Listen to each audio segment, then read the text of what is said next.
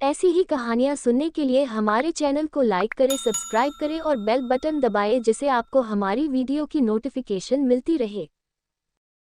ये कहानी दो अलग जगह से आने वाले दो आदमियों पर है। उसमें से एक का नाम किशन था और दूसरे आदमी का नाम हितेश था। अब एक दिन ऐसा बना कि किशन और हितेश अपने अपने घर से एक गांव जाने के लिए निकले। उन दोनों को एक ही गांव में जाना था, पर दोनों में से किसी ने गांव जाने का रास्ता नहीं देखा था। तभी दोनों अचानक ही गांव के रास्ते पर मिल गए। वो एक दूसरे को बिल्कुल भी नहीं जानते थे, क्योंकि वह दोनों पहली बार मिले थे और दोनों ही पहली बार गांव में आए हुए थे।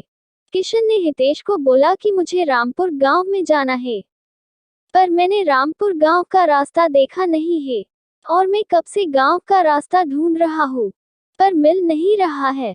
क्या तुम मेरी मदद कर सकते हो? तो हितेश ने बोला कि मैं भी यहाँ पर नया हूँ, मैंने भी कभी गांव का रास्ता नहीं देखा है, तो मैं रास्ते के बारे में नहीं जानता हूँ, मैं तो बिल्कुल भी नहीं बता पाऊंगा।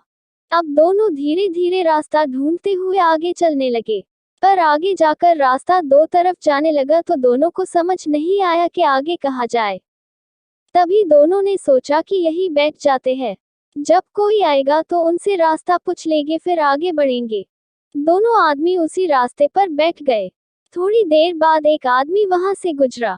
दोनों ने उसे रोका और पूछा कि हमें रामपुर गांव में जाना है, क्या आप हमारी मदद कर सकते हो? बता सकते हो कि ये दोनों में से कौन सा रास्ता गांव जाने के लिए सही है? वो आदमी बोला कि तुम किसी भी रास्ते से गांव जा सकते हो, इसमें एक रास्ता छोटा है और दूसरा रास्ता बड़ा है। दोनों आदमी कहने लगे कि हमें तो छोटे रास्ते से ही जाना चाहिए। तो वह आदमी बोला कि छोटा रास्ता बहुत मुश्किल है, बड़ा रास्ता आसान है। दोनों आदमी उसकी ओर देखने लगे, क्योंकि वह समझ नहीं पा रहे थे मुश्किल और आसान इनमें क्या फर्क है।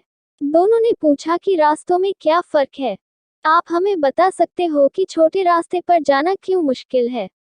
वो आदमी बोला कि छोटा रास्ता जंगल को होकर गुजरता है, वहां पर जंगली जानवर रहते हैं, और बड़ा रास्ता एक रेगिस्तान से होकर गुजरता है, वहां पर तुम्हें पानी बिल्कुल भी नहीं मिलेगा, तुम्हें अपनी हिम्मत से चलना होगा। और छोटे रास्ते से अगर जाते हो तो वहां पर जंगली जानवर से बचकर निकलना पड़ेगा। किशन और हितेश दोनों पहली बार रामपुर गांव में आए थे। दोनों यह नहीं जानते थे कि यहाँ पर जाने के लिए इतनी मुश्किल उठानी पड़ेगी। अगर उन्हें पता होता कि इतनी मुश्किल होने वाली है तो शायद घर से निकलते ही नहीं। फिर दोनों ने थोड़ी देर बात की, कौन से रास्ते पर जाना है। थोड़ी देर बाद दोनों ने रेगिस्तान वाले रास्ते को ही चुना, क्योंकि जंगली जानवर से बचना आसान नहीं था, और वह गांव की ओर निकल पड़े। जब वह गांव जा रहे थे तो रास्ते में चारों ओर खुला मैदान दिखाई दे रहा था, कुछ भी नजर नहीं आ रहा था, बस एक रास्ते की पगडंडी बनी हुई थी। इतनी गर्मी में धूप भी अपना पूरा असर दिखा रही थी। गर्मी में चलने के कारण दोनों बहुत थक चुके थे। जैसा कि उस आदमी ने बताया था, यहाँ पर पानी नहीं था। बड़ी मुश्किल से गांव पहुंचे।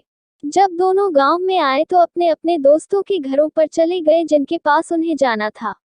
उसके बाद उन्होंने खाना खाया और रात को सो गए। जब सुबह उठे तो वह कहने लगे कि अब हमें अपने घर चलना चाहिए। अभी इस गांव के बारे में हमें पता चल चुका है कि यह बहुत दूर है, यहाँ पर आना बहुत मुश्किल है।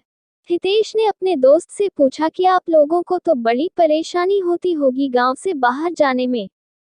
तो हितेश के दोस्त ने बताया कि हमें तो कोई भी परेशानी नहीं होती है, हम तो उस जंगल के रास्ते से बाहर निकल जाते हैं क्योंकि वह छोटा है।